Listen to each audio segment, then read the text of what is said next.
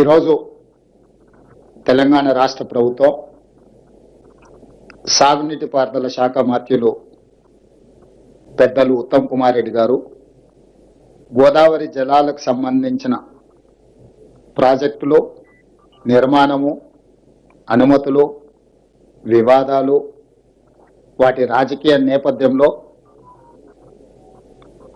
అఖిలపక్షానికి సంబంధించిన పార్లమెంట్ సభ్యులు, లోక్సభ, రాజ్యసభలో ప్రాతినిధ్యం వహిస్తున్న పార్లమెంట్ సభ్యులను అందరినీ ఆహ్వానించి ఇప్పటి వరకు తెలంగాణ రాష్ట్ర ప్రభుత్వం గోదావరి జలాలలో తెలంగాణ రైతాంగానికి, ప్రజలకు జరుగుతున్న నష్టాన్ని, కేంద్రం నుంచి రావాల్సిన అనుమతుల విషయంలో ప్రభుత్వం చేపట్టిన చర్యలను వివరించడమే కాకుండా భవిష్యత్ కార్యాచరణ ప్రణాళిక మీద కూడా ప్రతిపక్షాల సూచనలు అడగడం జరిగింది.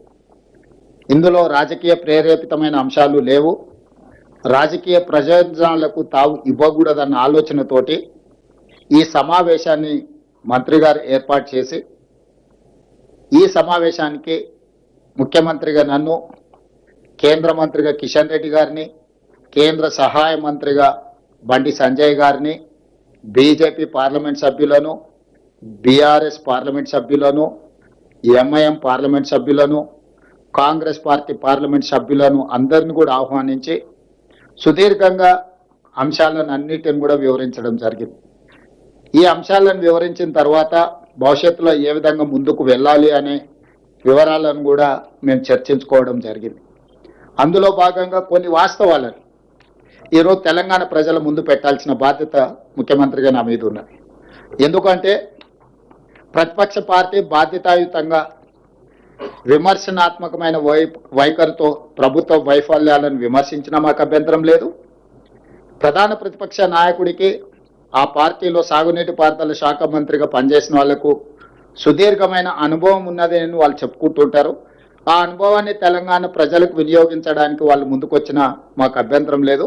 వారు ఇచ్చిన సూచనలు తీసుకోవడానికి కూడా మాకు ఎలాంటి అభ్యంతరం లేదని వివిధ సందర్భాలలో, అది శాసనసభలో కావచ్చు, బహిరంగ సభలలో నేను, మా మంత్రివర్గ సహచరులందరం కూడా వివరించడం జరిగింది. కానీ దురదృష్టవశాత్తు ఏ అంశం వచ్చినా, ఏ విషయ ప్రస్తావన జరిగినా వాళ్లకు రాజకీయ ప్రయోజనము, సంకుచిత స్వభావంతో విమర్శలు చేస్తూ, ప్రజల్ని తప్పుదోవ పట్టిస్తూ, అంశాలను కప్పిపుచ్చి అబద్ధాలను ప్రచారం చేయడంలో ముందు బాగానే నిలబడి ఈరోజు బీఆర్ఎస్ ప్రయత్నం చేస్తుంది. అఖిలపక్ష సమావేశంలో అన్ని పార్టీలకు జరుగుతున్న పరిణామాలు, ప్రభుత్వం దగ్గర ఉన్న సమాచారాన్ని అంతా వివరించినాం. ఇక్కడ ఈ పత్రికా సమావేశంలో ప్రతిపక్ష పార్టీ బీఆర్ఎస్ ఏ విధంగా ప్రజల్ని తప్పుదోవ పట్టిస్తుంది, అధికారంలో ఉన్నప్పుడు ఏ విధంగా మాట్లాడుతుంది, అధికారం దిగిపోయిన తర్వాత ఏ విధంగా మాట్లాడుతుంది, సెంటిమెంటుతోని మళ్ళీ బ్రతకాలి, చనిపోయిన పార్టీని పునరుజ్జీవింపజేసుకోవడానికి శాయశక్తుల ఏ రకంగా అబద్ధ ప్రచారాలతో ముందుకు వెళ్తున్నారో నేను చెప్పదలుచుకున్నాను. దానికి సంబంధించి గోదావరి జలాలు, తెలంగాణ రాష్ట్రానికి కృష్ణా నదీ జలాలు, గోదావరి జలాలే ప్రధానమైన ఆధారం. ఈ రెండు నదీ జలాల వల్ల దాదాపుగా 1 కోటి ఎకరాలు పైగా సాగునీరు అందించి ప్రాంతాన్ని సస్యశ్యామలం చేయాలన్న ఒక ఆలోచనతోని ఆనాడు కాంగ్రెస్ పార్టీ పండిత్ జవహర్లాల్ నెహ్రూ గారు మొదలుపెట్టిన నాగార్జున సాగర్, శ్రీశైలం, శ్రీరామ్ సాగర్ లాంటి ప్రాజెక్టులు, ఆ తర్వాత రాజశేఖర రెడ్డి గారు ఉన్నప్పుడు కావచ్చు, వివిధ సందర్భాలలో మొదలుపెట్టిన భీమా, నెట్టంపాడు, కోయిల్ సాగరు, కల్వకుర్తి, ఎస్ఎల్బిసి, శ్రీపాద, ఎల్లంపల్లి, అదేవిధంగా ఈరోజు సీతారామ పేరు మీద ఇందిరాసాగర్, రాజీవ్ సాగర్, ఇలాంటి ఎన్నో ప్రాజెక్టులు ఈ ప్రాంత ప్రజల ప్రయోజనానికి, ముఖ్యంగా రైతాంగాన్ని కాపాడాలి అనంటే, రైతాంగాన్ని కరువు కాటకాల నుంచి బయటకు తీసుకురావాలంటే సాగునీరు ఒక్కటే ఈ ప్రజల్ని కాపాడడానికి ఉపయోగపడుతుంది. తెలంగాణ లైఫ్ లైన్ ఇరిగేషన్ అనే దాన్ని గుర్తించి ఈ ప్రాజెక్టులను కట్టే ప్రయత్నం చేసినాం. కొన్ని పూర్తయినాయి, కొన్ని ఇంకా పనులు సాగుతూ ఉన్నాయి. అయితే ఈ సందర్భంగా 10 సంవత్సరాలు తెలంగాణ రాష్ట్రం వచ్చిన తర్వాత పరిపాలించింది. 10 సంవత్సరాలలో 5 సంవత్సరాలు హరీష్ రావు గారు సాగునీటి పారుదల శాఖ మంత్రి, ఇంకొక 5 సంవత్సరాలు కల్వకుంట్ల చంద్రశేఖరరావు గారు సాగునీటి పారుదల శాఖ మంత్రి. అంటే బీఆర్ఎస్ నాయకులు ఒకే కుటుంబం, ఒకే పార్టీ, వాళ్ళే 10 సంవత్సరాలు ఈ శాఖను నిర్వహించడం జరిగింది. అంటే 10 సంవత్సరాలు ఈ శాఖలను నిర్వహించినప్పుడు సంపూర్ణమైన అవగాహన ఆ పార్టీలో ఎవరికి ఉన్నా లేకపోయినా హరీష్ రావు గారికి, చంద్రశేఖరరావు గారికి ఉండాల్సిన అవసరం ఉందని మేము భావిస్తున్నాం. ఈ సంపూర్ణమైన అవగాహనతోని తెలంగాణ ప్రయోజనాలను కాపాడడానికి ఈ ప్రభుత్వానికి సహకరించిన, సూచనలు చేసిన నిరభ్యంతరంగా ఈ ప్రభుత్వం వాటిని స్వీకరించడానికి సిద్ధంగా ఉంది. కానీ దురుద్దేశంతో బురద చల్లడం ద్వారా ఈ ప్రభుత్వాన్ని దోషిగా నిలబెట్టి రాజకీయ ప్రయోజనాలు పొందాలని ఏదైతే ప్రయత్నం చేస్తుందో ఆ నేపథ్యంలోనే చాలా సందర్భాలలో రేవంత్ రెడ్డి గారు మాట్లాడట్లేదు. ఎందుకు మౌనంగా ఉన్నాడు? రేవంత్ రెడ్డి గారు ఎందుకు ఈ విషయాలను ప్రస్తావించడం లేదు, ప్రశ్నించడం లేదు? ఇట్లా తనదైన శైలిలో వారు మాట్లాడడం మొదలుపెట్టారు. అందుకే ఈరోజు మాట్లాడుతున్న హరీష్ రావు గారు, మాజీ సాగునీటి పారుదల శాఖ మంత్రి గారు, మీరు సాగునీటి పారుదల శాఖ మంత్రిగా ఉన్నప్పుడు, చంద్రశేఖరరావు గారు ముఖ్యమంత్రిగా ఉన్నప్పుడు కేంద్ర ప్రభుత్వం ఏర్పాటు చేసిన అపెక్స్ కౌన్సిల్ సమావేశంలో మీరు పాల్గొని ఏం మాట్లాడినారు, ఏం మీటింగ్ మినిట్స్ రికార్డ్ చేసినారో అక్కడి నుంచి మొదలు పెడతాను నేను.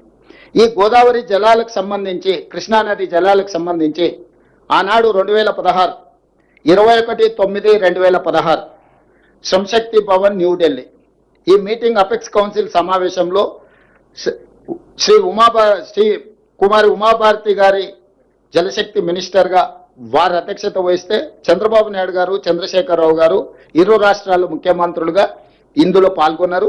ఈ సమావేశంలో ఆంధ్రప్రదేశ్ సాగునీటి పారుదల శాఖ మంత్రిగా దేవినేని ఉమామహేశ్వరరావు గారు, తెలంగాణ సాగునీటి పారుదల శాఖ మంత్రిగా హరీష్ రావు గారు ఈ సమావేశంలో పాల్గొన్నారు.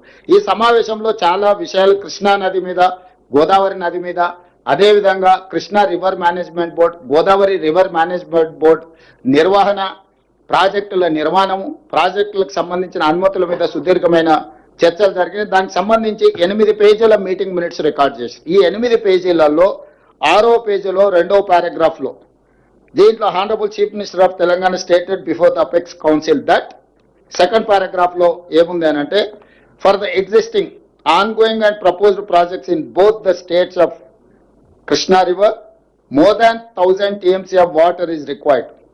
On the other hand, more than 3000 TMC is going waste into sea every year in Godavari river. Hence, we emphasize that as water is available, it has to be decided how best it can be utilized properly. He stressed the need for developing understanding between the two states by sitting together and amicably setting these issues. ఇది చంద్రశేఖరరావు గారు, చంద్రబాబు నాయుడు గారు, ఉమాభారతి గారి నేతృత్వంలో ఢిల్లీ శ్రమశక్తి భవన్లో సమావేశాన్ని ఏర్పాటు చేసి ఈ గోదావరి జలాలను, కృష్ణానది జలాలను ఏ విధంగా వినియోగించుకోవచ్చో అని చర్చించి ఈ సమావేశంలో ఆనాటి తెలంగాణ ముఖ్యమంత్రి చంద్రశేఖరరావు గారు ఒక అంశాన్ని ఈ సమావేశంలో అధికారికంగా మీటింగ్ మినిట్స్లోకి తీసుకొచ్చారు. ఏమని? గోదావరికి సంబంధించిన 3000 టీఎంసీల నదీ జలాలు సముద్రంలో కలుస్తున్నాయి. ఈ సముద్రంలో కలుస్తున్న 3000 టీఎంసీ నీళ్లను కృష్ణా బేసిన్ మీద నిర్మించుకోవాల్సిన ప్రాజెక్టులకు 1000 టీఎంసీ అవసరం ఉంది. గోదావరి బేసిన్ నుంచి కృష్ణా బేసిన్కి గోదావరి జలాలను తరలించడం ద్వారా ఈ ప్రాజెక్టులను నిర్మించుకొని ఆ సమస్యల్ని పరిష్కరించుకోవచ్చని 80,000 పుస్తకాలు చదివిన టిఆర్ఎస్ భాషలో వాళ్ళు చెప్తా ఉంటారు, అపర భగీరథుడని రకరకాలుగా. వారు కనిపెట్టిన బ్రహ్మ పదార్థమే 3000 టీఎంసీలు గోదావరి నదీ జలాలు సముద్రంలో కలుస్తున్నాయి. ఆ రోజు పునాది రాయబడ్డది. గోదావరిలో 3000 టీఎంసీల నీళ్లు సముద్రంలో కలుస్తున్నాయి. ఆ 3000 టీఎంసీలను గోదావరి పరివాహక ప్రాంతం నుంచి కృష్ణా పరివాహక ప్రాంతానికి తరలించడం ద్వారా రాయలసీమకు నీళ్లు ఇవ్వాలనేది పునాది ఆ రోజు 2016-21 6వ నెలలో పడ్డది. ఇది మీటింగ్ మినిట్స్ రికార్డ్ అధికారికంగా. ఈ మీటింగ్ హరీష్ రావు గారికి తెలియదనడానికి వీలేదు. హరీష్ రావు గారు మంత్రిగా ఈ సమావేశంలో వారు కూడా పాల్గొన్నారు. కాబట్టి ఈ మీటింగ్ మినిట్స్ హరీష్ రావు గారికి నేను పంపిస్తాను. రెండవ పాయింట్, ఆ తర్వాత ఆంధ్రప్రదేశ్, తెలంగాణ, లేకపోతే చంద్రబాబు నాయుడు గారు, లేకపోతే చంద్రశేఖరరావు గారి మధ్యలో వైరుధ్యాలు, లేకపోతే రాజకీయ అంతరాలు, రకరకాల పరిస్థితుల వల్ల 2016 నుంచి 2019 వరకు ఇది కార్యరూపం దాల్చలేదు, వాయిదాలు పడుతూ వచ్చింది. 2019లో ఆంధ్రప్రదేశ్లో జగన్మోహన్ రెడ్డి గారు ముఖ్యమంత్రిగా మొదటిసారి బాధ్యత చేపట్టిన తర్వాత, తెలంగాణలో చంద్రశేఖరరావు గారు రెండవసారి ముఖ్యమంత్రిగా పదవి చేపట్టిన తర్వాత వీళ్ళిద్దరూ 4 సార్లు సమావేశమైనారు. దాదాపుగా 2019 జూన్ 28, అదేవిధంగా ఆగస్టు, అదేవిధంగా సెప్టెంబర్, అదేవిధంగా ఆగస్టు 12న 4 సార్లు అధికారిక సమావేశాలలో చంద్రశేఖరరావు గారు అదేవిధంగా ఆంధ్రప్రదేశ్ ముఖ్యమంత్రి జగన్మోహన్ రెడ్డి గారు కలిసి మాట్లాడుకొని చర్చించుకొని ఆ చర్చల సారాంశం ఏంటంటే జలబంధం. ఇవాళ ఆనాటి పత్రికలు చాలా వరకు మీకు అన్ని ఉన్నాయి, అవి చూపిస్తాను. లేకపోతే ఆ పేపర్లు ఈ పేపర్లు గోదావరిలో సాగుదాం, ఇది వీటికి సంబంధించి ఒకవేళ వేరే పత్రికల మీద వాళ్ళకి ఏదైనా అనుమానం ఉంది, లేకపోతే వేరే పత్రికలలో రాస్తే మేము వాటిని ఆమోదించమని అనొచ్చు. కానీ నమస్తే తెలంగాణ ఇది పెద్దన్నగా సహకరిస్తా, నమస్తే తెలంగాణ హెడ్లైన్ బ్యానర్ ఐటమ్. పట్టుదల ఉన్న సీఎం జగన్తో సాధ్యం, రతనాల సీమగా మార్చేందుకు సహకరిస్తాం. అదేవిధంగా ఈరోజు వారు దీనికి సంబంధించి పూర్తి స్థాయిలో 3 గంటలు చర్చించి గోదావరి జలాలను ఏ విధంగా రాయలసీమకు తీసుకెళ్లాలి, అదేవిధంగా స్నేహగీతిక ఇట్లాంటి హెడ్లైన్స్ తోని గోదావరి కృష్ణా జలాల సంపూర్ణ వినియోగం, నదీ జలాల వివాదాల పరిష్కారం, గోదావరి జలాలు రాయలసీమకు తరలింపు, వీటికి సంబంధించి పూర్తి స్థాయిలో చర్చించుకున్నారు. అక్కడ రెండోసారి దీని మీద చర్చ జరిగింది. దీనికి సంబంధించి వీళ్ళిద్దరు చర్చల సారాంశం పత్రికలకు ఆ రాష్ట్రానికి సంబంధించిన తెలంగాణ రాష్ట్రానికి సంబంధించిన మంత్రులు వివరించారు. ఆ మంత్రులు ఎవరు? ఇరు రాష్ట్రాల సీఎం సమావేశం వివరాలను వెల్లడిస్తున్న తెలంగాణ మంత్రి ఈటల రాజేందర్ గారు, పక్కన బుగ్గన రాజేంద్రనాథ్ రెడ్డి. ఇచ్చిపుచ్చుకుందాం తెలంగాణ ఏపీ మంత్రులు రాజేందర్ అండ్ రాజేంద్రనాథ్ రెడ్డి. అంటే స్పష్టంగా సీమకు గోదావరి పత్రికలలో వచ్చింది. శ్రీశైలాన్ని తరలించాం తెలుగు రాష్ట్రాలు, ఏ రకంగా వీళ్ళు నీళ్లను రాయలసీమకు తరలించాలని చెప్పి చర్చించుకున్నారో ఆ రోజు మంత్రివర్యులు ఈటెల రాజేందర్ గారు, బుగ్గన రాజేంద్రనాథ్ రెడ్డి గారు పత్రికా సమావేశం పెట్టి ప్రజలకు వివరించారు. నష్టం తక్కువ, లాభం ఎక్కువ. గోదావరి జలాలను రాయలసీమ ప్రాంతానికి తరలించడం ద్వారా, కృష్ణా పెన్నా బేసిన్ కు తరలించడం ద్వారా నష్టం తక్కువ, లాభం ఎక్కువ అని ఇద్దరు ముఖ్యమంత్రులు కూర్చొని ప్రగతి భవన్లో 2 గంటలకు పైగా సమావేశమైన జగన్మోహన్ రెడ్డి గారు, అదేవిధంగా చంద్రశేఖరరావు గారు తెలంగాణ నడిగడ్డ ప్రగతి భవన్లో ఆంధ్రప్రదేశ్ ముఖ్యమంత్రి, తెలంగాణ ముఖ్యమంత్రి కూర్చొని గోదావరి జలాలను రాయలసీమ పెన్నా ప్రాంతానికి, కృష్ణా బేసిన్ కు తరలించాలని, అదేవిధంగా నిధులు ఇవ్వాల్సిందిగా కేంద్రాన్ని కోరదాం, పుచ్చుకునే ధోరణితో ముందుకెళ్దాం.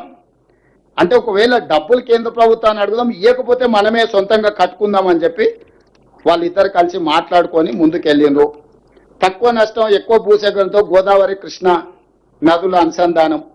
సో ఈ రకంగా ఈరోజు ఇంత స్పష్టంగా రాయలసీమను రతనాల సీమగా మారుస్తా, ఇవన్నీ కూడా చంద్రశేఖరరావు గారు స్వయంగా మాట్లాడిన మాటలు.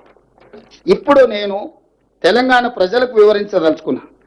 2016లో చంద్రబాబు నాయుడు గారు, చంద్రశేఖరరావు గారు కేంద్ర ప్రభుత్వం ఏర్పాటు చేసిన అపెక్స్ కౌన్సిల్ సమావేశంలో స్పష్టంగా గోదావరి నదిలో 3000 టీఎంసీల నీళ్లు సముద్రంలో కలుస్తున్నాయి, వాటిని రాయలసీమ ప్రాంతానికి సంబంధించిన కృష్ణా పెన్నా బేసిన్ కు తరలించడం ద్వారా కరువు ప్రాంతాలను సస్యశ్యామలం చేస్తామని ఆ రోజు అక్కడ మాట్లాడినరు. దాన్ని ముందుకు తీసుకెళ్లాలని చంద్రశేఖరరావు గారు మొట్టమొదట ప్రతిపాదించింది.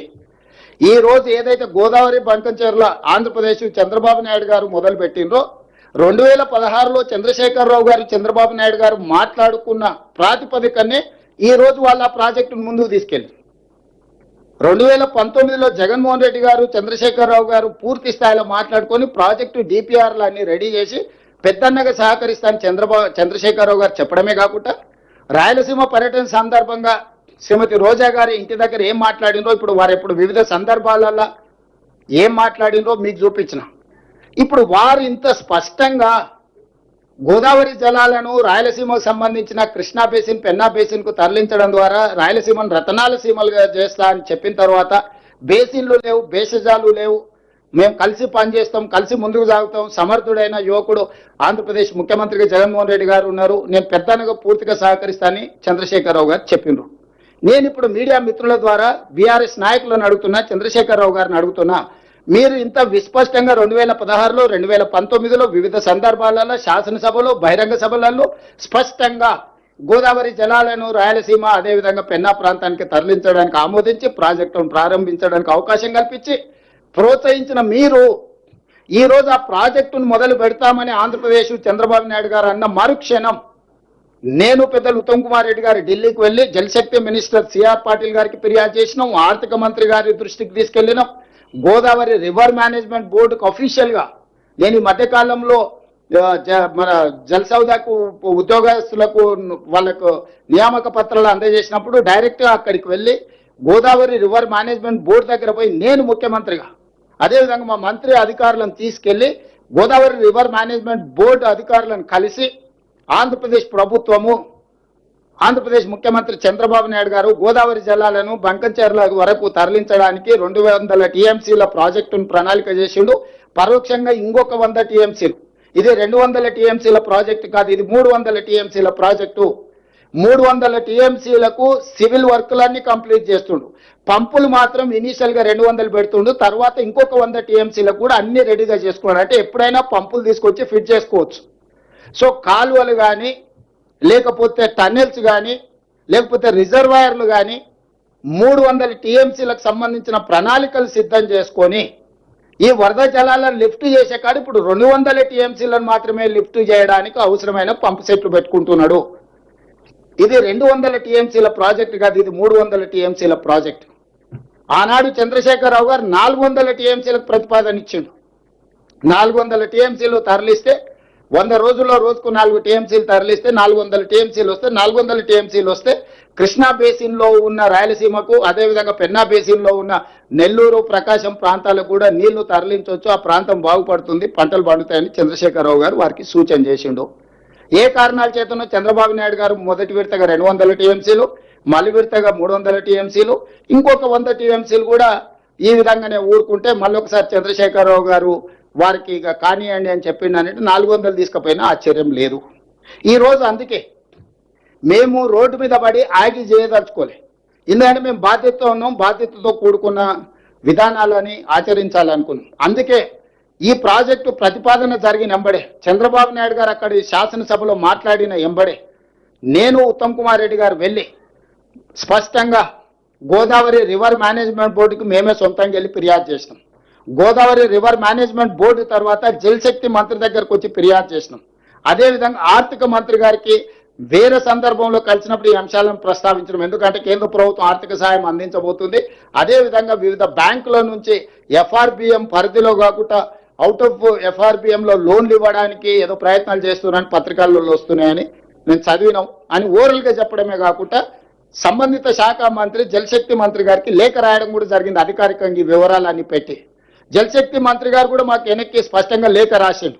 ఇంతవరకు వాళ్ళు మాకు ప్రాజెక్టు రిపోర్టే ఇవ్వలేదు, ప్రాజెక్టు రిపోర్టు మీ అభ్యంతరాలను పరిగణలోకి తీసుకోకుండా అనుమతి ఇచ్చే సమస్యనే లేదు, ఏ రకంగా కూడా ఇంతవరకు మా దృష్టిలో లేదు, మేము ఖచ్చితంగా చర్యలు తీసుకుంటాం. సిఆర్ పాటిల్ గారు మళ్ళీ ఉత్తమ్ కుమార్ రెడ్డి గారికి లేఖ రాయడం జరిగింది.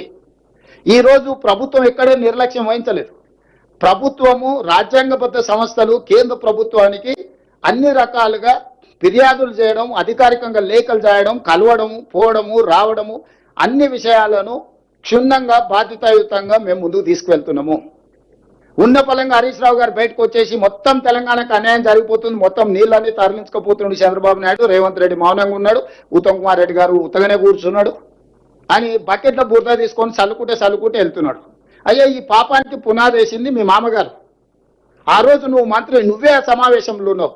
అయితే గీతే ఎవరినైనా శిక్షించాలంటే చంద్రశేఖరరావు గారిని, హరీష్ రావు గారిని శిక్షించాలి. ఒకవేళ గోదావరి బేసిన్లో తెలంగాణ ప్రాజెక్టులకు అన్యాయం జరిగి తెలంగాణ ప్రాజెక్టులకు ఒకవేళ తీరని ఏదైనా ద్రోహం జరిగితే ఉరిదీయాల్సింది చంద్రశేఖరరావును, హరీష్ రావునే. సర్వ పాపాలు చేసింది మీరు, పాపాల భైరవులు మీరు, తెలంగాణకు అన్యాయం చేసింది మీరు. కాంట్రాక్టర్లు ఇచ్చే కమిషన్లకు మీ ఇద్దరి కలయికనే ఒక కాంట్రాక్టర్ పెట్టిన సమావేశం. ఆ కాంట్రాక్టర్ పెట్టిన సమావేశంలో మీరిద్దరు, ఆయన సూత్రధారి అయితే కాంట్రాక్టర్, మీరిద్దరు పాత్రధారులుగా కూర్చొని కమిషన్లకు కక్కుర్తిపడి 400 టీఎంసీలు గోదావరిలో వరద జలాలు ఉన్నాయి, రాయలసీమకు పెన్నా ప్రాంతానికి తరలిస్తామని అన్ని కుట్రలు చేసి ఈ రోజు మీ చేతిలో లేకుండా పోయిందని చెప్పి ఆ బురదంతా తీసుకొచ్చి మాకు అంటించాలని ప్రయత్నం చేయడం ఇది భావ్యమా? అందుకే ఈరోజు స్పష్టంగా తెలంగాణ ప్రజలకు నేను చెప్పదలుచుకున్నా, వీళ్ళు ఏ రోజు కూడా తెలంగాణ ప్రయోజనాల కోసం కృషి చేయలేదు. ఈ రోజు కృష్ణా బేసిన్లో ఉమ్మడి రాష్ట్రంలో ప్రారంభించిన ఏ ఒక్క ప్రాజెక్ట్ అయినా, మన ప్రధానమైన ఆధారం Krishna basin, Godavari basin. Krishna basin మీదకి వద్దాం. ఉమ్మడి రాష్ట్రంలో సాగునీటి ప్రాజెక్టుల్లో తెలంగాణ ప్రాంతానికి అన్యాయం జరుగుతుంది కాబట్టి నీళ్లు, నిధులు, నియామకాలనే నినాదంతో రాజకీయ పార్టీని మీరు ముందుకు తెచ్చుకొని అధికారంలోకి వచ్చి ఆ నీళ్లకు సంబంధించి కృష్ణా బేసిన్ మీద ఉమ్మడి రాష్ట్రంలో మొదలుపెట్టిన ఒక్క ప్రాజెక్ట్ అయినా పూర్తి చేసిందా చంద్రశేఖరరావు గారు? ఇప్పటి వరకు 2 లక్షల కోట్ల రూపాయలు కేవలం సాగునీటి ప్రాజెక్టులకు కాంట్రాక్టర్లకు బిల్లులు చెల్లించారు. పాలమూరు జిల్లాలో మొదలైన ఏ ప్రాజెక్ట్ అయినా భీమా, నెట్టంపాడు, కోయిల్ సాగర్, కల్వకుర్తి, పాలమూరు రంగారెడ్డి ఎత్తిపోతల, నల్గొండలో ఎస్ఎల్బిసి, అదేవిధంగా ఇంకా మిగతా ప్రాజెక్టులు ఆ నుంచి ముందుకు వెళ్తే ఖమ్మం జిల్లాలో ఉన్న ఇందిరాసాగర్ లేకపోతే రాజీవ్ సాగర్ లాంటి ప్రాజెక్టులు, గోదావరి బేసిన్లో మొదలుపెట్టిన ప్రాణహిత చేవెళ్ళ కావచ్చు, ఇతర ప్రాజెక్టులు కావచ్చు, దేవాదులు కావచ్చు, సమ్మక్క సారలక్క కావచ్చు, ఏ ఒక్క ప్రాజెక్ట్ అయినా ఈ 10 సంవత్సరాలలో మీరు పూర్తి చేసిండ్రా? ఆనాడు తుమ్మిడిహెట్టి దగ్గర మొదలుపెట్టి ప్రాజెక్టు కట్టినుంటే అసలు లిఫ్ట్ లేకుండానే గ్రావిటీతోనే ఈరోజు ప్రాజెక్టులన్నీ కంప్లీట్ అయ్యి మొత్తం ఉత్తర తెలంగాణ సస్యశ్యామలం అయ్యేది ఉండే.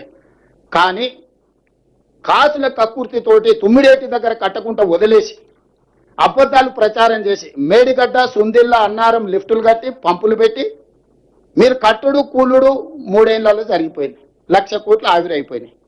ఈరోజు 1,00,000 కోట్లు ఖర్చు పెట్టిన ప్రాజెక్టు 1,00,000 ఎకరాలకు కూడా నీళ్ళు ఇవ్వలేదని అంటే మిమ్మల్ని ఏమనాలి? ఈరోజు విచారణను ఎదుర్కొంటున్న సందర్భంలో, వాస్తవాలు బయటకు వస్తున్న సందర్భంలో తెలంగాణ ప్రజల్ని తప్పుదోవ పట్టించాలని చెప్పి లేనిది ఉన్నట్టుగా మొత్తం ఒక అబద్ధాన్ని ప్రచారం చేసి ఈ అబద్ధాల ముసుగులో మీరిద్దరు బతికి బట్టగట్టాలనే ప్రయత్నం చేస్తున్నారు. నేను అడుగుతున్న సూటిగా సాగునీటి ప్రాజెక్టుల మీద ఇప్పటివరకు 2 లక్షల కోట్ల రూపాయలు బిల్లులు చెల్లించరు. ఇంకొక 2 లక్షల కోట్ల రూపాయలకు టెండర్లు పెండింగ్ ఉన్నాయి. ఈ రోజు రాష్ట్ర ఆర్థిక పరిస్థితి ఎట్లుందో నేను మళ్ళీ చెప్పాల్సిన అవసరం లేదు. ఈ రోజు ఒక 1000 కోట్లు ప్రతి నెల సాగునీటి ప్రాజెక్టులు ఖర్చు పెట్టి ఎట్లయినా వీటిని పూర్తి చేద్దామంటే 500 కూడా ఇవ్వలేని పరిస్థితి వచ్చింది రాష్ట్ర ఆర్థిక పరిస్థితి. 10 ఏళ్ళు 2 లక్షల కోట్ల రూపాయలు ఖర్చు పెడితే 1500 కోట్లతోని పూర్తి కావాల్సిన కల్వకుర్తి పూర్తి కాలేదు, 500-600తో పూర్తి కావాల్సిన కోయిల్ సాగర్ కానీ, భీమా కానీ, నెట్టంపాడు కానీ పూర్తి కాలేదు. దేవాదులు అక్కడనే ఉంది, కాంతానపల్లి అక్కడనే ఉంది, సమ్మక్క సారలకు అక్కడనే ఉంది, ప్రాణహిత చేవల్ల ఎడారిగా మారింది, తుమ్మిడిహెట్టి దగ్గర తట్ట మట్టి కూడా తీయలేదు. మొత్తం ప్రాజెక్టులను గాలికి వదిలేసి ఏడ పంపులు పెట్టి ఏడ లిఫ్టులు పెడితే ఏడ మా ఇల్లు నిండుతుందో అని ఒక ప్రణాళికబద్ధంగా మొత్తం రాష్ట్రాన్ని, ఆర్థిక వ్యవస్థను దోసుకొని ఈరోజు అక్కసుతోని, అసూయతోని అబద్ధాల ప్రచారం కల్పించి నిరంతరం 24 గంటలలో 18 గంటలు కష్టపడి సీతారామకు నీటి కేటాయింపులు మేము తెచ్చినాం, సమ్మక్క సారలకు ఒక కొలిక్కి పట్టుకొచ్చినాం, పాలమూరు రంగారెడ్డి ఎత్తిపోతల నీటి కేటాయింపులను ఒక కొలిక్కి పట్టుకొచ్చినాం, కల్వకుర్తి ప్రాజెక్టును పూర్తి చేసే ప్రయత్నం చేస్తున్నాం. ఈ రోజు సంగంబండ నుంచి అన్ని ప్రాజెక్టులను పూర్తి చేయడానికి ప్రయత్నం చేస్తాం. ఎస్ఎల్బిసి 42 కిలోమీటర్ల టన్నెల్ 30 కిలోమీటర్లు కాంగ్రెస్ కంప్లీట్ అయితే సంవత్సరానికి 1 కిలోమీటర్ కొడితే కంప్లీట్ అయ్యాయి. గ్రావిటీతో 3,60,000 ఎకరాలకు ఫ్లోరైడ్ ప్రాంతమైన నల్గొండకు నీళ్ళు వస్తాయనుకుంటే దాన్ని అక్కడ పడవ పెట్టిన దాంట్లో కమిషన్లు రావని మనమే కష్టపడి తిరిగి ప్రారంభిస్తే అనుకోకుంటే దుర్ఘటన జరిగితే అక్కడ మనుషులు చచ్చిపోతే పైశాచిక ఆనందం. అసలు వాళ్ళ కళ్ళలో మనుషులు చచ్చిపోయినప్పుడు ఎప్పుడైనా హరీష్ రావు గారి ఫేస్ చూడండి, కేటీఆర్ ఫేస్ చూడండి, ఇట్లా వెలిగిపోతుంటుంది, ఇట్లా బల్బు 1000 వోల్టుల బల్బు లాగా. ఎక్కడైనా మనిషికి బాధ ఉంటుంది. మన మనుషులం రోడ్డు మీద కాకి చచ్చిపోయి కనిపిస్తే కూడా అరే కాకి చచ్చిపోయింది కదా అని ఒక నిమిషం అన్న మనం సానుభూతి చూపిస్తాం.